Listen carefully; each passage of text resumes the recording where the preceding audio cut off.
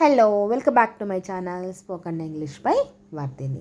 ఇవాళ కూడా మనం కొన్ని వాకలు చూద్దామని డైలీ వాడేటివి. వీడియో స్కిప్ చేయకుండా నచ్చితే లైక్ చేయండి, షేర్ చేయండి. ఫస్ట్ వన్ వచ్చేసి ఇంట్లో ఎవరు లేరు. ఇంట్లో ఎవరు లేరు అంటే there is no one at home అంటాం. There is no one at home. Next sentence వచ్చేసేసి మేము పాఠశాలకు వెళ్ళాం కానీ అక్కడ ఎవరూ లేరు. మేము అంటే స్కూల్కి వెళ్ళాము కానీ అక్కడ ఎవరూ లేరు అన్నదాన్ని ఎలా చెప్తామంటే we went to school but no one was there. ఇక్కడ వాజ్ ఎందుకు వచ్చింది అంటే పాస్ట్ గురించి చెప్తున్నాం కాబట్టి, ఆల్రెడీ జరిగిపోయిన దాని గురించి కాబట్టి వాజ్ రావాలి. We went to school but no one was there. ఆమె గురించి నీకంటే ఎవరికి ఎక్కువ తెలియదు. ఆమె గురించి నీకంటే ఎవరికి ఎక్కువగా తెలియదు. No one knows more about her than you. No one knows ఎవరికి తెలియదు. More about her than you నీకంటే ఆమె గురించి ఎవరికి ఎక్కువగా తెలియదు అని. అతను తన స్నేహితులను పార్టీకి తీసుకొని వచ్చాడు. అతను తన స్నేహితులను పార్టీకి తీసుకొని వచ్చాడు. He brought his friends to the party. Brought అంటే తీసుకోని అంటే యాక్చువల్గా వస్తువుని చెప్తామండి బ్రాట్ అని, ఇలాగో చెప్పొచ్చు, no problem. He brought his friends to the party. అతను మీటింగ్కి తన ల్యాప్టాప్ని తీసుకొని వచ్చాడు. అతను మీటింగ్కి తన ల్యాప్టాప్ని తీసుకొని వచ్చాడు అంటే he brought his laptop to the meeting అంటాం. He brought his laptop to the meeting. And next sentence వచ్చేసేసి ఇదే టైప్లో చెప్దాం, ఇంకో టైప్ ఆఫ్ సెంటెన్స్. ఆ సినిమా నాకు కన్నీళ్ళు తెప్పించింది. ఆ సినిమా నాకు కన్నీళ్ళు తెప్పించింది అంటే that movie brought tears to me. To me నాకు కాబట్టి టు మీ రావాలి. టియర్స్ అంటే కన్నీళ్ళు అని. That movie brought tears to me అని చెప్తాం అనమాట. మీకు తెలిసిన విధంగా నేను చాలా పుస్తకాలు చదివాను అంటే మీకు తెలుసు కదా, నేను చాలా బుక్స్ చదివాను అని చెప్పే సందర్భంలో as you know I have read many books. I have read many books. As you know I have read many books. నేను చాలా పుస్తకాలు చదివాను అని.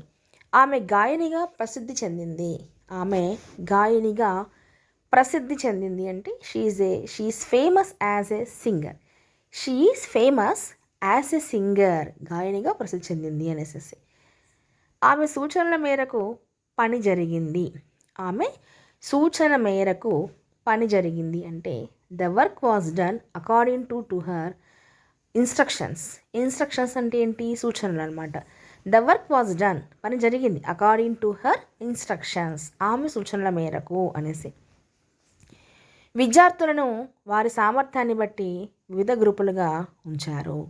విద్యార్థులను వారి సామర్థ్యాన్ని బట్టి వివిధ గ్రూపులుగా ఉంచారు అంటే students are placed in different groups according to their ability.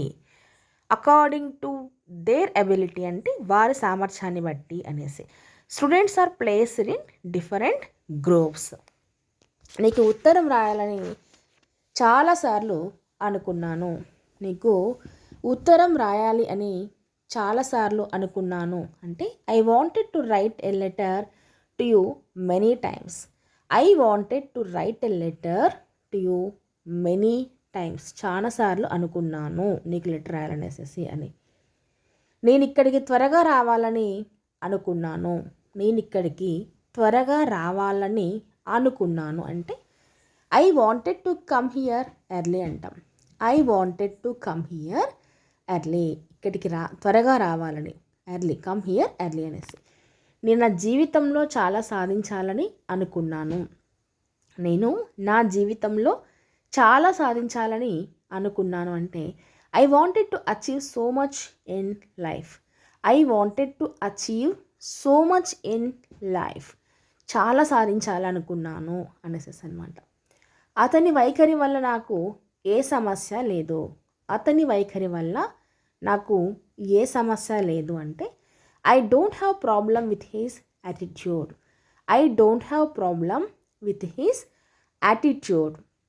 అతని వైఖరి వల్ల నాకు ఏ సమస్య లేదు అని. ఆమె తన స్నేహితులతో కలిసి వచ్చింది. ఆమె తన స్నేహితులతో కలిసి వచ్చింది. She came with her friends అంటాం. She came with her friends. తన స్నేహితులతో కలిసి వచ్చింది అనేసి. నేను ఇంతకుముందు ఇంత కష్టమైన పని ఎదుర్కోలేదు. అంటే ఇంత టఫెస్ట్ టాస్క్ అంటుంటాం కదా, ఇంత కష్టమైన పని ఎదుర్కోలేదు, ఫేస్ చేయలేదు అంటుంటాం కదా. సో అప్పుడు I have never faced such a difficult task before. I have never faced such a difficult task before అంటే ఇంతకుముందు అనేసి. ఓకే, నా జీవితంలో ఇంత రుచికరమైన ఆహారాన్ని ఎప్పుడూ రుచి చూడలేదు. నా జీవితంలో ఇంత రుచికరమైన ఆహారాన్ని ఎప్పుడూ రుచి చూడలేదు అంటే ఇది కూడా అంతే. I have never tasted such delicious food in my life అని చెప్తాం. I have never tasted such delicious food in my life. Delicious food అంటే రుచికరమైన ఆహారము అనేసి అనమాట. In my life. Okay, next one. నేను నిన్ను ఎక్కడ చూశాను కానీ ఎక్కడో గుర్తుకు రావడం లేదు. నిన్ను ఎక్కడ చూశాను కానీ ఎక్కడన్నది గుర్తుకు రావడం లేదు అని చెప్పే సందర్భంలో I saw you somewhere but can't remember wear.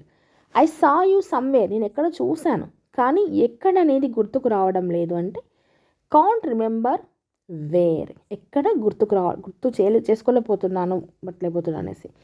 నీతో వాదించి నేను గెలవలేను.